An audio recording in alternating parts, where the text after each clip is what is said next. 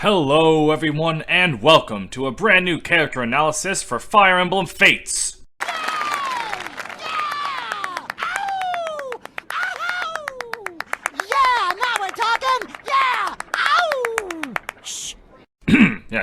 Anyway, our next analysis is on a bloodthirsty woman.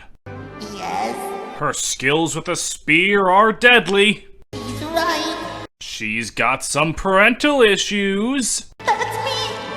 So please give it up for today's episode on Reina. Yeah, those two are a great example of how the exact same trope can create two wildly different results.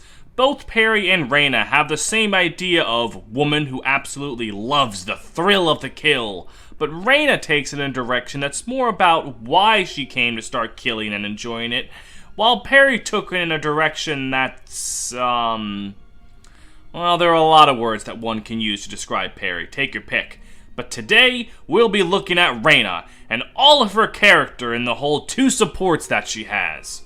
Yeah, see, Fire Emblem Fates has this issue where, despite having a whole slew of supports for its cast, it just decides that some people don't deserve any love and shaft them to only having supports with Corrin.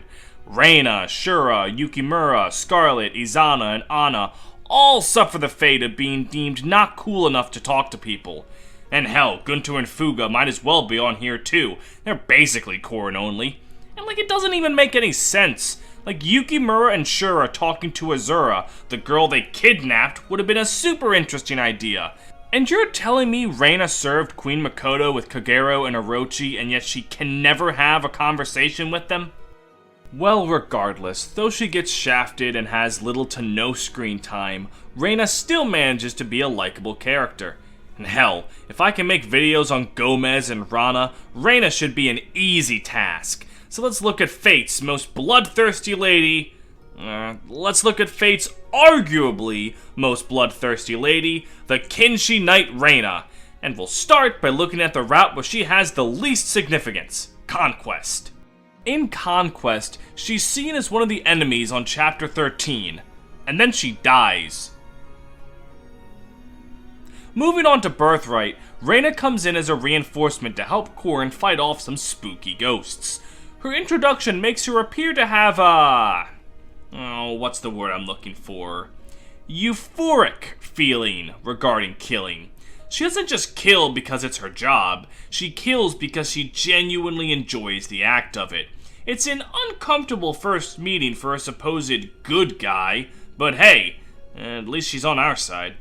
But when Corrin actually goes and talks to Reina, they'll find a completely different person than what they saw on the battlefield.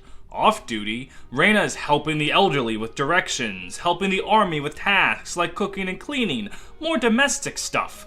Where the hell did the bloodthirsty, warmongering crazy woman from earlier disappear to? Well, after Corrin brings up this discrepancy to her, Reina starts to talk about her life before she became a knight.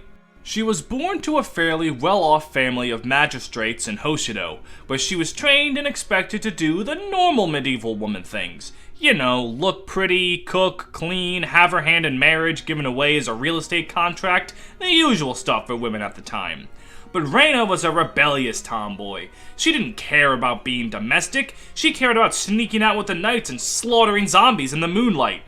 Jeez, I thought I was a rebellious youth for hiding my SP under my pillow. Good night, mother dearest.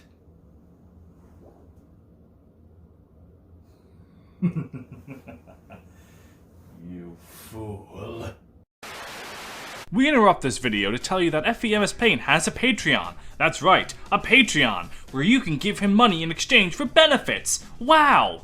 You can have your name written and shown on all of my videos, and you can even have your name said out loud, like B. Schneer, Follow Pen to the North Star on Twitch, Great Riek, Green Brigand, Kieran Morin, Nember, Rangerman Sam, Wurio Carroll, Ryan Walter, Steph D, Brentendo11, and Drew Hack. I asked famous e-gamer Aaron Video Game Boy Hansen what he thought of the Patreon, and he said, "How the fuck did you get into my house? I'm calling the cops. So now I have to pay legal fees. So please, subscribe to the Patreon, or I might be taking a bit of a vacation." However, her parents caught wind of her secret trips to the battlefield, and sought to curb their daughter's desire for fighting by sending her away to work in the castle of Hoshido. They sent her with an apron, hoping that she would use it to be the fine, normal lady living a safe and unassuming life. But alas, when Reina went to the castle, she asked to become a knight instead, which really doesn't feel like something a girl should just be allowed to sign up for her when her parents expressly forbid it, but what do I know. She was a quick learner and rose to the top of the knights in record time, gaining the trust of the queen herself. But it turns out when your parents ask you to do something and you do the complete opposite, they get a little upset. Reina's parents felt betrayed by their daughter's choice, and they haven't spoken to her since Reina became a knight many years ago. However, this isn't a case of parents bad. Reina makes it clear her parents are concerned for her and that she still loves them. She says that she has always sent money back home as a gesture of her goodwill to them, and that when she helps around with chores in the army, she dons that apron they sent her away with, saying that she feels gratitude for everything they did for her when she was a child. Well, Corin isn't going to see a fractured family and not butt their heads in to try and fix it. Female Corin writes a letter to Reina's parents asking them about how they're doing, learning of them in a way so as not to involve Reina's name. She learns that Reina's parents are doing well for themselves, and they are well-liked magistrates among the common folk. Hearing of her parents' kindness reminds her of why she got started on the path of fighting. It was for them. She adored how great of leaders her parents were, and wanted to grow strong enough to protect them if they needed her. It wasn't until after she started fighting that she realized how much she enjoyed the thrill of battle. But at the start of it all, she was just a little girl who wanted to help the parents she loved so much. Male Corin, though, goes a step farther. He goes out to see her parents personally, from wherever he happens to be at the time. I guess he was just that determined. Anyway, he told them of all of her great accomplishments as a knight and how much she has helped the kingdom. He says her parents cried tears of joy over their daughter's success, that they were proud of her and missed her dearly. The love between parents and child was mutual the whole time, they just didn't know how to reach out to each other and say it. It's a happy ending to a fractured family. Good on you, Corin, for fixing her family issues. Now, why don't you take a crack at fixing your problems? And honestly, Reina's problems are a relatable struggle. Who hasn't done something against their parents' judgment? Are Reina's parents bad? No, they're just concerned, and Reina understands that. All they needed to do was sit down and talk it out. But of course, people aren't usually apt to do the calm and collected thing in times like these. But in the end, her family solution ended up being peacefully resolved, and she knows that she still has a loving family. It's only a little bit of screen time, but with that, Reina was able to have a solid and relatable character arc. I wish there was more to her, but I guess I'll just have to cope with the fact that there's not. And yet again, here we are, thanking all of you for coming to another FE MSPaint character analysis. We were able to get 3 in 1 month, that is pretty good pace for me.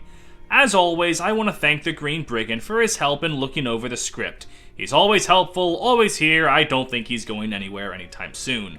If you enjoyed the video, please feel free to leave a like on the video, comment on the video, subscribe to the channel, subscribe to the Patreon, ring the bell for notifications, and make sure to invest in Paint Coin. I'm sure we're gonna go to the moon. Until next time. Good night, mother dearest.